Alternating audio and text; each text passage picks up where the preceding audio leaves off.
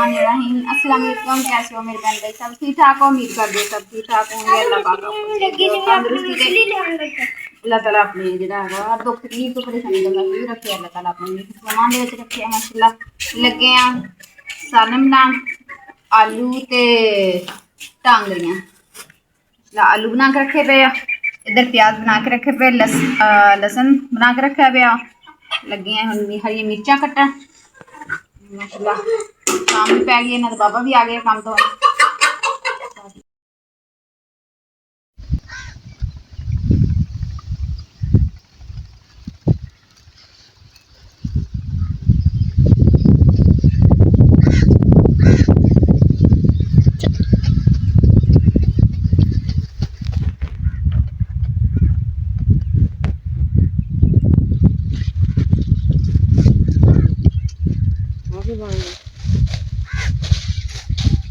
दुल्ले आई माड़ी बेल खींची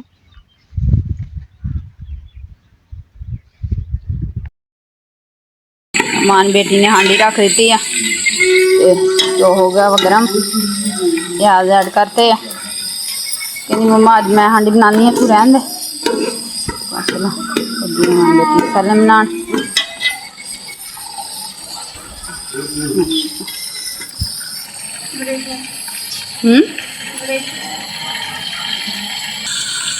माशाल्लाह शाम भी पै गई है, ठंडी ठंडी हवा भी चल रही है,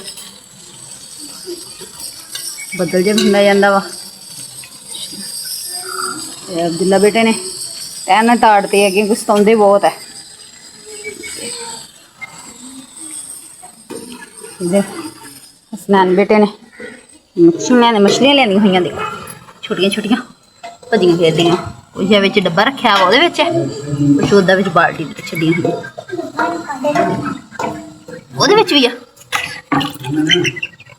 देखो कि वड्डियां लियान के बाल्टी दे विच छड्डियां हुई।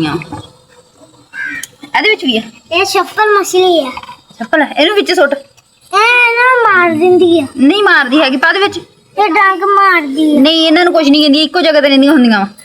उत्थे भी नहरां दे विच भी एक जगह ते रहिंदियां।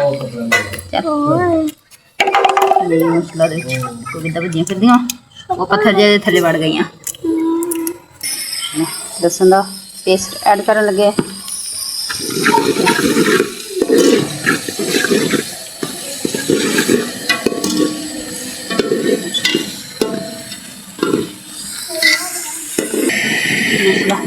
लसन का पेस्ट ऐड करता, कितनी प्यारी महक आई है। प्याज भी जो है वह ब्राउन होना शुरू हो गया।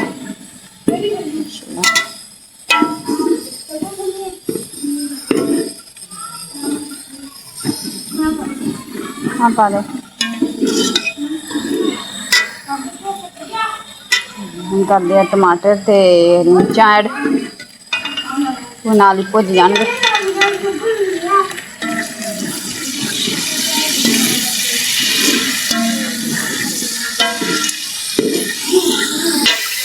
माशाल्लाह लसन प्याज की बनाई हो गई है। हम लगे नमक मिर्चा हल्दी ऐड कर।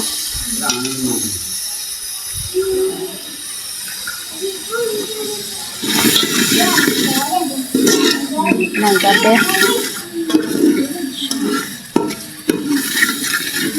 इदा है ना, बच्चे ने दसिया ही जोड़ा है वो बच्चे पता लगता वा। पंड छिटा ला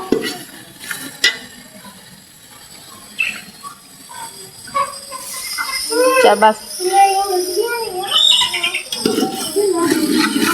इदा कोल खलो के दसदी रहनी है ना, तो फिर करती रहती है। ये बच्चे फिर पता लग जाता वा बनाने का, किद्दां सालन बनानी है, कितनी चीज़ पानी है, किन्ना नमक पाना, कितनी मिर्चा पानिया, किहड़े किहड़े हिसाब के नाल किद्दां बनानी है। सब्जी ज़्यादा वा तो ज़्यादा सब्जी च नमक मिर्च किन्नी पानी है, थोड़ी है तो थोड़ी जी किन्नी पानी है। ये तो बच्चों को फिर पता लग जाता वा।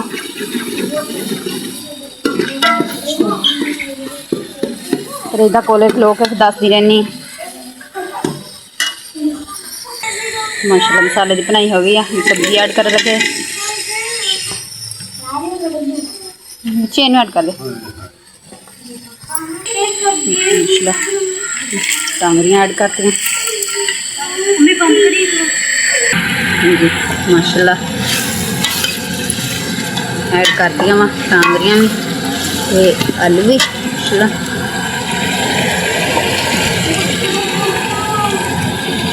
लगाने पानी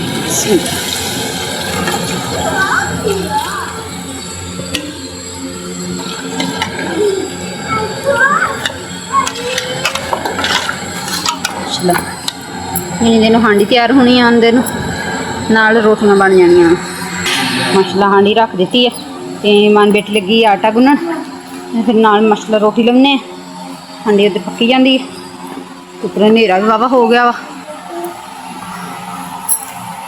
हनेरा भी काफ़ी हो गया वा इधर बच्चे बैठे माशाल्लाह सालन सुलन बना के तैयार करती सारे माशाल्लाह लगे रोटी बना रोटी बना के तो फिर माशाल्लाह इन्होंने दिने फिर जाना उधर चाची होने आनी चलो उधर फिर तो रही है बाबा दिन हो गए उधर गए रोटी बना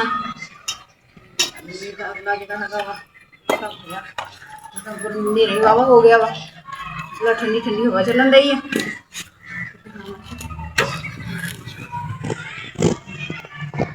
ठंडी ठंडी हवा चल रही है हल्की हल्की बदल जा भी होया वा मौसम बहुत प्यारा ठंडा होया वा